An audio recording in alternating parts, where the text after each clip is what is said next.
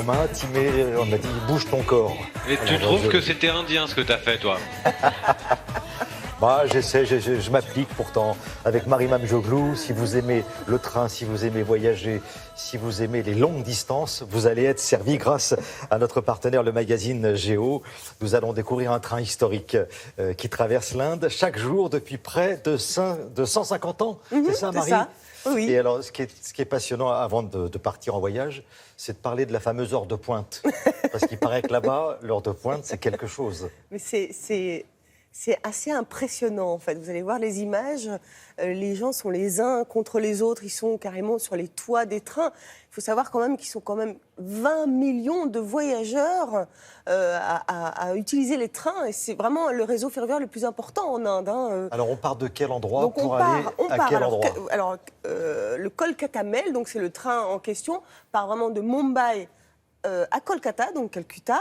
Il fait plus de 2000 km et c'est donc vraiment un train qui va traverser le pays d'ouest en est. Ce train, en fait, c'est pas n'importe lequel, effectivement, puisqu'il existe depuis plus de 100 ans maintenant.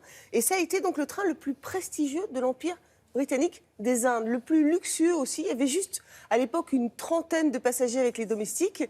Aujourd'hui, ce train n'a pas changé, c'est toujours le même, sauf que, eh bien, il est utilisé par la classe moyenne. C'est un train aujourd'hui populaire. C'est pas du tout un train touristique, attention. C'est vraiment le meilleur moyen finalement, de traverser le pays. Mais vous allez voir, c'est un train très très lent. Donc je vous propose de découvrir le Kolkata Mail. Regardez. Kolkata Mail, le train qui traverse l'Inde d'ouest en est sur 2160 km avec la même moyenne horaire qu'il y a 100 ans. Le train Mumbai-Calcutta a pourtant été le train le plus luxueux au monde. Il reste aujourd'hui un train peu ordinaire. C'est le transport le plus économique, emprunté chaque jour par des milliers de voyageurs. Les lignes de ce train ont été terminées en 1870, qui correspond à l'ouverture du canal de Suez et donc à l'arrivée à Bombay des bateaux, et non seulement des bateaux à voile, mais des vapeurs. Et donc cette ligne, qui va de Bombay à Calcutta, c'est un peu la voie royale des chemins de fer indiens. Évidemment, dans les années 1870, les Indiens de conditions modestes ne prenaient pas le train. C'était sans doute un train réservé aux Anglais d'abord, puisque l'Inde était à l'époque une colonie anglaise. Ce train, il a un parcours extraordinaire parce qu'il traverse 5 États de l'Union indienne, et pas n'importe lesquels, les États les plus peuplés de l'Inde. Et sur ce parcours, il y a des lieux très importants, et en particulier des lieux de pèlerinage, puisqu'il s'arrête en particulier à Bénarès. Gare de Mumbai, que l'on appelle encore Victoria Terminus, l'ancien joyau de la couronne est devenu un lieu de brassage de l'Inde populaire. 3 millions de passagers chaque jour, répartis entre grandes lignes et trains de banlieue. Et chaque soir, l'Express Kolkata Mail charge ses 2000 passagers et leurs bagages. En roulant à 60 km/h, il leur faudra 2 jours pour atteindre Calcutta.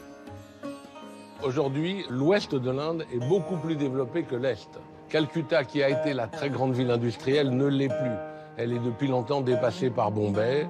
Et les provinces de l'est de l'Inde sont moins riches aujourd'hui et moins dynamiques sur le plan économique et industriel que l'ouest, c'est-à-dire Bombay.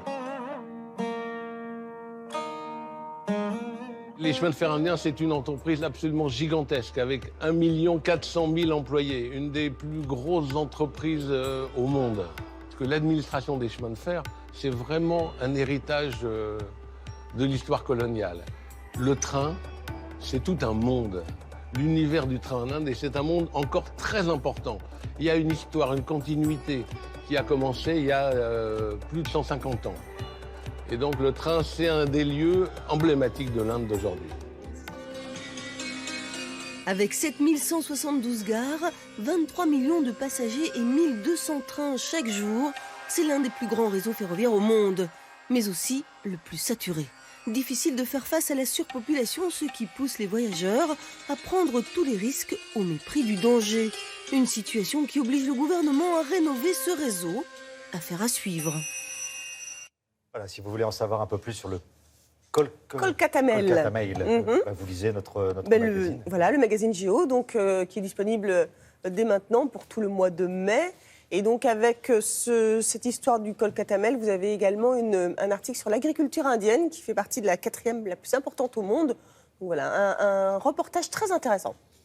Je voyagerai bien avec vous tout à l'heure. Mais moi aussi, Thierry, avec grand plaisir. Et vous me referez votre petite danse, absolument, sans problème.